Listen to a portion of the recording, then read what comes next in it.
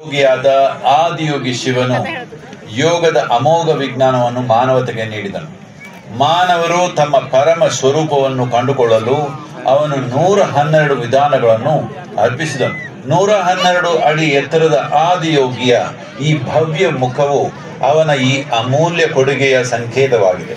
ಆದಿಯೋಗಿಯು ನಾವೆಂದು ಸಪ್ತ ಋಷಿಗಳೆಂದು ಪೂಜಿಸುವ 7 ಋಷಿಗಳಿಗೆ ಯೋಗದ ವಿಜ್ಞಾನವನ್ನು ಅದರ ಸಂಪೂರ್ಣ ಗಹನತೆಯೊಂದಿಗೆ ದಾರಿ ಎರೆದನು. ಮಾನವ ಜೀವ ವ್ಯವಸ್ಥೆಯಿಂದ ಹಿಡಿದು ಬ್ರಹ್ಮಾಂಡದವರೆಗೆ ಎಲ್ಲದರ ರಹಸ್ಯಗಳನ್ನು ಅವನು ಅವರಿಗೆ ತಿಳಿಸಿಕೊಟ್ಟನು. ಯೋಗದ ಈ ಜ್ಞಾನ ಭಂಡಾರ ಮತ್ತು ಸಪ್ತ ಋಷಿಗಳು ಅನುಭವಿಸುತ್ತಿದ್ದ ಈ ಭಾವ ಪರವಶತೆಯನ್ನು ನೋಡಿ ಪಾರ್ವತಿಯು ಅದರ ಕಡೆಗೆ ಸೆಳೆಯಲ್ಪಟ್ಟಳು. ನಾನು ಇದನ್ನು ಅನುಭವಿಸಬೇಕು ಎಂದು ದೇವಿಯು ಆದಿಯೋಗಿಯನ್ನು ಕೇಳಿಕೊಂಡಳು. ಆದಿಯೋಗಿ, ನೀನು ಇದರ ಬಗ್ಗೆ ಎಲ್ಲ ಚಿಂತಿಸಬೇಡ, ಬಂದು ನನ್ನ ಮಡಿಲಲ್ಲಿ ಕುಳಿತುಕೋ ಎಂದನು.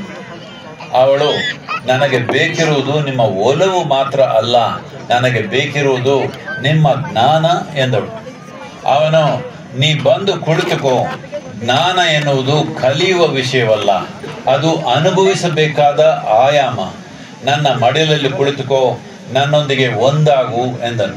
ಅವಳು ಬಂದು ಅವನ ಮಡಿಲಲ್ಲಿ ಕುಳಿತಾಗ ಅವನು ಅವಳನ್ನು ಸೆಳೆದುಕೊಂಡು ತನ್ನ ಅರ್ಧ ಭಾಗವಾಗಿ ಮಾಡಿಕೊಂಡನು. ಅದರಿಂದಲೇ ಅವನು ಅರ್ಧನಾರಿ, ಪುರುಷ ಸ್ತ್ರೀ ತತ್ವಗಳ ಸಮತೋಲನ. ಇದನ್ನೆಲ್ಲ ನೋಡುತ್ತಿದ್ದ ಗಣಗಳು, ನಾವೇನು ಮಾಡಬೇಕು, ನಮಗೇನು ದಾರಿ ಎಂದು ಕೇಳಿದರು. ಅದಕ್ಕವನು, ನೀವು ಇದರ ಬಗ್ಗೆ ಎಲ್ಲ ಚಿಂತಿಸಬೇಡಿ, ನೀವು ನನ್ನ ಜೀವ ಕುಡಿಯುವ ಕುಡುಕರು, ನನ್ನ ಜೀವ ಕುಡಿಯುವುದರಲ್ಲೇ ನಿಮ್ಮ ಮುಕ್ತಿ ಎಂದನು. ಅವರು ಅವನ ತೇಜಸ್ಸಿನಲ್ಲಿ ಮಿಂದೆದ್ದು ಉನ್ಮತ್ತರಾಗಿ ಹೋದರು. ಹೀಗೆ ಆದಿಯೋಗಿಯು ಸಾಧಕರ ಅಗತ್ಯಗಳಿಗೆ ಅನುಗುಣವಾಗಿ ಯೋಗ ವಿಜ್ಞಾನವನ್ನು 3 ರೀತಿಯಲ್ಲಿ ನೀಡಿದನು. ಯೋಗವನ್ನು ಜಗತ್ತಿಗೆ ಕೊಂಡೊಯ್ಯುವಂತೆ ಆದಿಯೋಗಿಯು ಸಪ್ತಋಷಿಗಳಿಗೆ ಹೇಳಿದನು. ಇಂದಿಗೂ ಕೂಡ ಭೂಮಿಯ ಮೇಲಿನ ಪ್ರತಿಯೊಂದು ಆಧ್ಯಾತ್ಮಿಕ ಪ್ರಕ್ರಿಯೆಗೂ ಆದಿಯೋಗಿಯು ಅರ್ಪಿಸಿದ ಆಧ್ಯಾತ್ಮಿಕ ಜ್ಞಾನವೇ ಬೆನ್ನೆಲುಬಾಗಿದೆ. ಈ ಆದಿಯೋಗಿ ದಿವ್ಯ ದರ್ಶನವು ಆದಿಯೋಗಿಯ ಈ ಕಥೆಯ ಒಂದು ನಿರೂಪಣೆ.